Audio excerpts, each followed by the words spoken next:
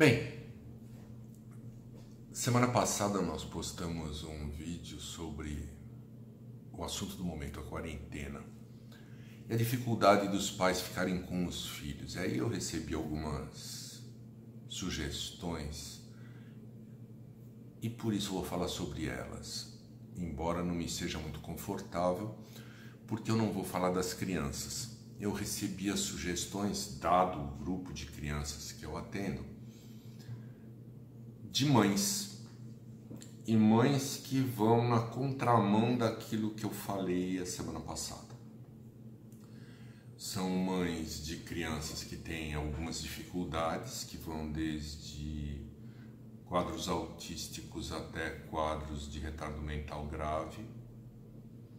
São mães separadas e mesmo com todas as questões legais que falam democraticamente que pais e mães têm os mesmos direitos, é uma coisa interessante de se observar com essas populações, que não é nenhuma novidade, repetem um padrão de funcionamento de todo mamífero. Os pais vão embora com uma frequência muito grande a partir do momento em que aparece uma criança com alguma dificuldade mais séria, principalmente nessa área. E aí sobra para essas mães, principalmente nesse momento de quarentena, um problema bastante sério, que é gerenciar o papel de mãe, gerenciar o custo de uma criança dessas, que se bem cuidada custa mais do que uma criança sem problema nenhum, custo econômico e a solidão, uma vez que não existem redes de suporte de nenhuma espécie. E aí, isso traz algumas questões que eu diria que são questões éticas.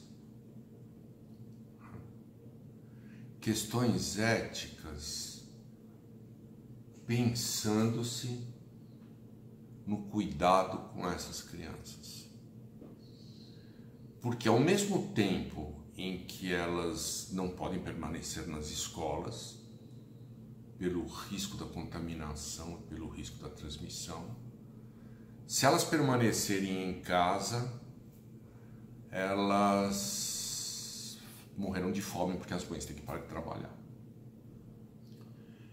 E aí nós entramos em alguns dilemas. Mantemos essas crianças em escolas? Criamos residências protegidas? Liberamos cuidadores para cuidarem deles em casa? E aí esses cuidadores são ou não vetores de risco? Enfim, o que nós fazemos com essas mães? Elas não vão poder, de acordo com a nossa legislação fantástica e pós-moderna, fazer alternância de casas. Então elas ficam segunda, quartas e sextas com os pais e terças, quintas e sábados com as mães, como ridiculamente alguns casais separados fazem, né? Tirando inclusive a noção de pertencimento da criança a um determinado espaço. Mas deixando essas bobagens legais de lado, aliás, uma boa parte das nossas bobagens tem características legais, o que nós fazemos com essas crianças? Se vocês repararem, ninguém falou delas até agora. Elas são fatores de risco. Elas trazem uma dificuldade operacional para suas mães e mesmo quando os pais estão presentes para suas famílias. Elas têm uma dificuldade de permanecer em espaços pequenos, restritas, durante todo o período que nós estamos imaginando. O que nós vamos fazer com elas? Essa é uma questão extremamente interessante e que ninguém pensou.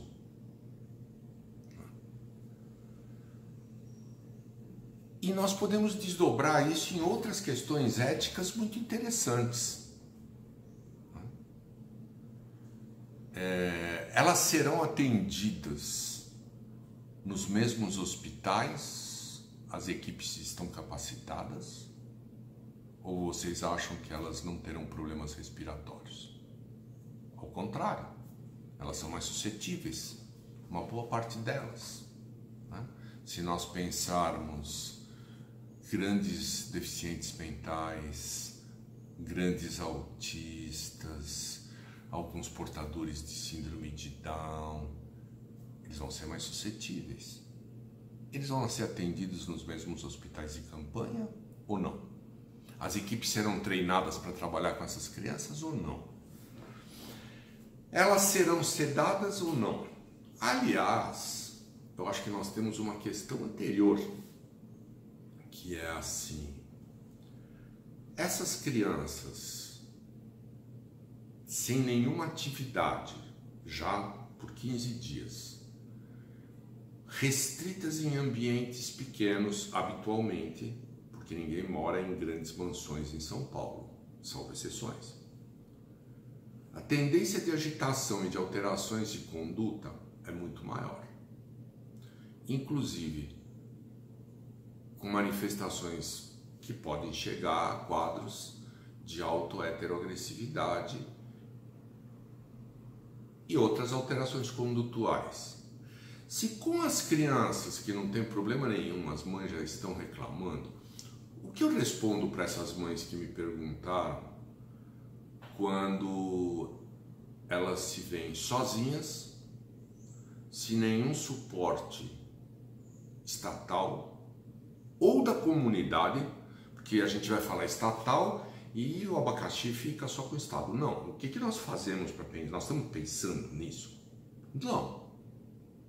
Nós só pomos na internet, no Facebook, dados bonitinhos do tipo: a prevalência de autismo aumentou para 1 para 56 segundo os últimos estudos. Tá, e o que eu faço com essa população que tem que ficar presa em casa agora? Eu não estou falando dos bonitinhos que estão na escola comum, que seguem um processo acadêmico. Não, eu estou falando daqueles 70 a 75% que tem um retardo mental associado, muitas vezes grave, e precisam de cuidados constantes. Como eu faço isso?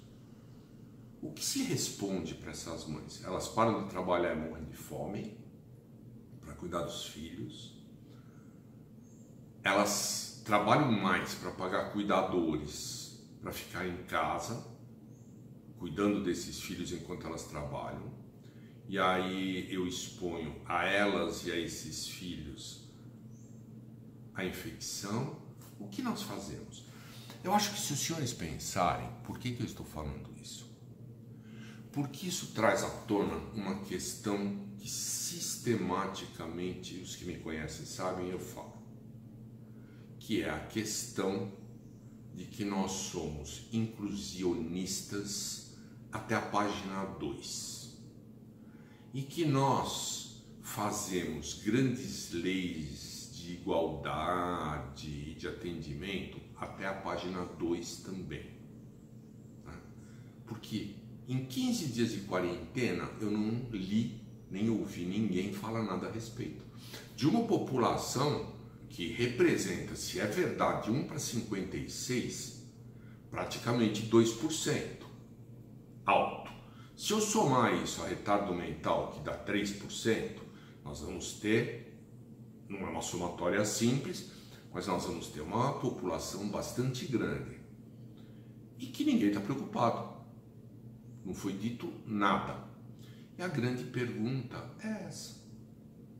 Todo mundo está falando que temos que sair melhores dessa situação. E sair melhores em relação a quê? Algum dos senhores está se dispondo a cuidar de alguma criança dessas? Se quiserem, posso indicar famílias que precisam. Né? Algum dos senhores se dispõe a cuidar dessas crianças em suas casas? Para essas mães poderem trabalhar? Eu acho que isso não tem muito a ver com a questão psiquiátrica na infância em si, embora tenha muito a ver com a questão ética de como nós, enquanto sociedade, enquanto cultura, encaramos essas crianças com alterações graves de desenvolvimento, que são simplesmente ignoradas por nós, pela mídia, pela política, por qualquer um. Ou seja, todos se horrorizam quando aparece uma notícia do tipo assim, como apareceu essa semana em alguns órgãos de publicidade fora do Brasil, que nos Estados Unidos se discutia se no caso de escolha de respiradores, porque tem menos respiradores do que população atendida, iria se privilegiar aqueles que não têm patologia nenhuma. Todo mundo se horroriza. E eu acho que é um fator para se horrorizar mesmo. Isso é um dilema ético. Mas acho que eu estou trazendo um dilema ético cotidiano. O que nós estamos fazendo com essas crianças e com essas mães? Não é muito parecido, não? Nós estamos privilegiando uma série de coisas e esquecendo essa população, que é uma população grande. Bem, deixei isso só para refletirmos. Provavelmente essa quarentena vai dar margem a algumas conversas específicas. E nós provavelmente só vamos conseguir retornar a pensar a criança de maneira genérica um pouco depois das coisas se acalmarem. Até lá.